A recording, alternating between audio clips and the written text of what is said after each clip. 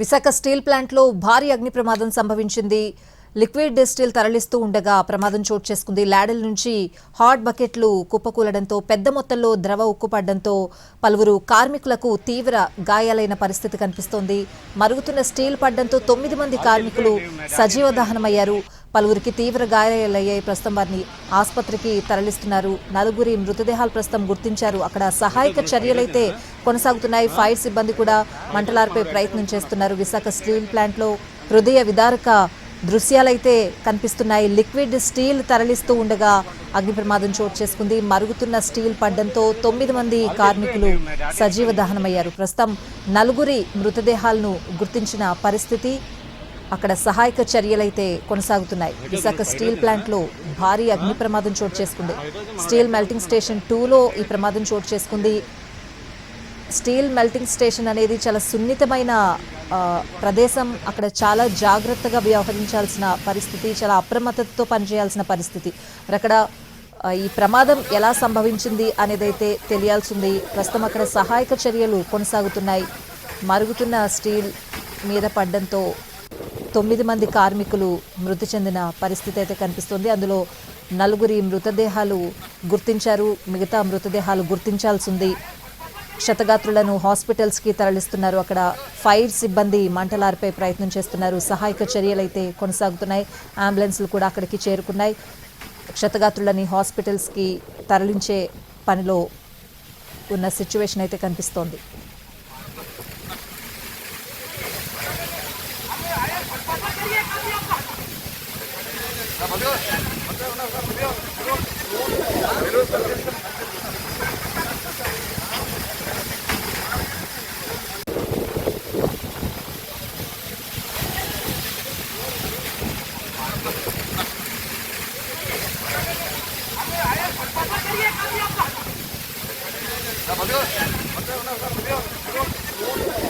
Machine 2 దగ్గర accident అయింది. Machine 2లో యాక్సిడెంట్ అయింది. మొత్తం బ్లాస్ట్ అయిపోయింది. అసలు ఎవరికి ఏమైందో ఏటో ఏమీ తెలియలేదు. లిక్విడ్ బ్లాస్ట్ అయిందో లేకపోతే ఎలక్ట్రికల్ షార్ట్ సర్క్యూట్ అయిందో తెలియట్లేదు.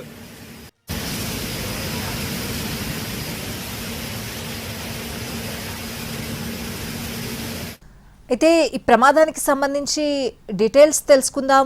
యూనియన్ నేత కేఎస్ఎన్ గారు ఫోన్ లైన్లో ఉన్నారు. అసలు ప్రమాదానికి కారణాలు ఏంటి అడిగి తెలుసుకుందాం. కేఎస్ఎన్ గారు నమస్తే అండి. అంటే ఈ మెల్టింగ్ స్టేషన్లో ప్రమాదం జరిగింది, ఆ దృశ్యాలు కూడా చూస్తున్నాం. దీనికి సంబంధించి డీటెయిల్స్ ఏంటండి? ఇది చాలా అత్యంత విషాదకరమైన సంఘటన అమ్మా ఇది. ఎందుకంటే అది నేను కూడా అక్కడే పనిచేస్తుంటాను. అది జనరల్ గా అక్కడ ఇప్పుడు అలాగే జరగదు, అలాగే ఎప్పుడు కూడా. కానీ ల్యాడిల్ అన్నది ఒక 140 టన్నుల లిక్విడ్ స్టీల్ తో ల్యాడిల్ పట్టుకొచ్చి కాస్టింగ్ చేద్దామని పట్టుకొచ్చారు. ఆ కాస్టింగ్ ద్వారా అవుతాయి అక్కడ. అయితే సడన్ గా బ్లాస్ట్ అన్నది ల్యాడిల్ కి మధ్యలో బ్లాస్ట్ అయింది. అప్పుడే కొత్త ల్యాడిల్ అది 140 టన్నుల హాట్ మెటల్ ఉండగా బ్లాస్ట్ అయింది. బ్లాస్ట్ అవడంతో అక్కడ ఒక ఆఫీసర్, ఒక జనరల్ 4 స్టాండ్కి 4 టెక్నికల్, ప్లైన్ స్లైడ్ గేట్ దగ్గర ఒక టెక్నీషియన్, కాంట్రాక్ట్ వర్కర్స్ 2 ఉన్నారు స్పాట్ లోనే. 4 బాయిలు దించారని చెప్తున్నారు మా స్నేహితులందరూ కూడా. మేమంతా హైదరాబాద్ లో ఉన్నాం, ఆల్రెడీ బయలుదేరుతున్నాం ఆల్రెడీ విశాఖపట్నంకి. చాలా అత్యంత దుర్గమైన సంఘటన. ఇప్పుడు అటువంటి సంఘటన అన్నది అక్కడ ఎప్పుడు జరగలేదు. ఆ ప్లాట్ఫామ్ మీద మొట్టమొదటిసారిగా అంత పెద్ద యాక్సిడెంట్ అన్నది జరిగింది. అక్కడ ఎప్పుడు కూడా ఎవరు చనిపోవడం కూడా అడుగు అక్కడ.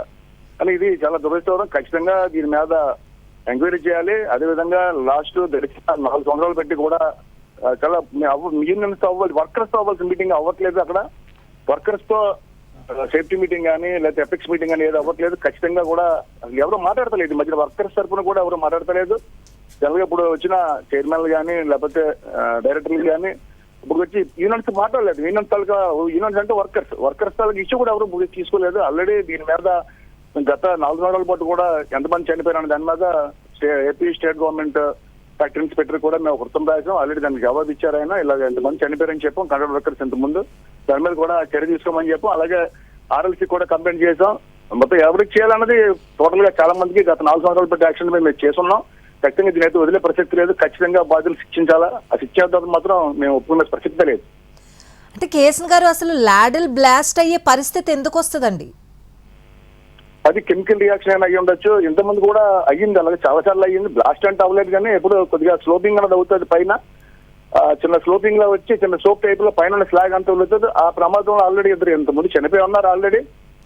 కిందన అది కాబట్టి అది కింద జరిగింది, అంత మేధం జరగదు. అది అక్కడ ఒకరిద్దరే ఉంటారు పడిపోయినప్పుడు. కాబట్టి అప్పట్లో గత సంవత్సరం కాలంలో ఇద్దరు చనిపోయారు ఇదే ఇష్యూ మీద. శ్రీనివాసరావు ఒక ఆయన, ఒక టెక్నీషియన్ ఒక ఆయన చనిపోయాడు, అలాగే ఒక ఆఫీసర్ కూడా చనిపోయాడు. స్లోపింగ్ అయ్యి కింద అది లాడెల్ ప్రిపరేషన్ దగ్గర జరిగింది. ఇది మొట్టమొదటిసారిగా కాస్టింగ్ లో జరిగింది, సిసిడి కంటిన్యూ కాస్టింగ్ జరిగింది. ఇది చాలా అత్యంత బాధాకరమైన విషయం. ఇందులో నా స్నేహితులు నా చాలా మంది చనిపోయినందుకు నాకు చాలా విషాదంగా ఉంది. అది కెమికల్ రియాక్షన్ అయ్యి ఉంటుంది. ఆ కెమికల్ రియాక్షన్ ఏంటి అన్నది అది ఖచ్చితంగా ఎంక్వైరీలో తేల్చాం మరి. రెడ్ కేసన్ గారు, మీతో మళ్ళీ మాట్లాడే ప్రయత్నం అయితే చేస్తామండి. స్టీల్ మెల్టింగ్ స్టేషన్ 2లో భారీ అగ్ని ప్రమాదం జరిగింది.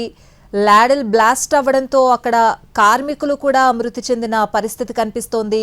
అప్పుడప్పుడు చిన్న చిన్న ప్రమాదాలు జరుగుతాయి, కానీ ఇంత పెద్ద మొత్తంలో ప్రమాదం జరగడం ఫస్ట్ టైం అని యూనియన్ నేతలు కూడా చెప్తున్న పరిస్థితి అయితే కనిపిస్తోంది.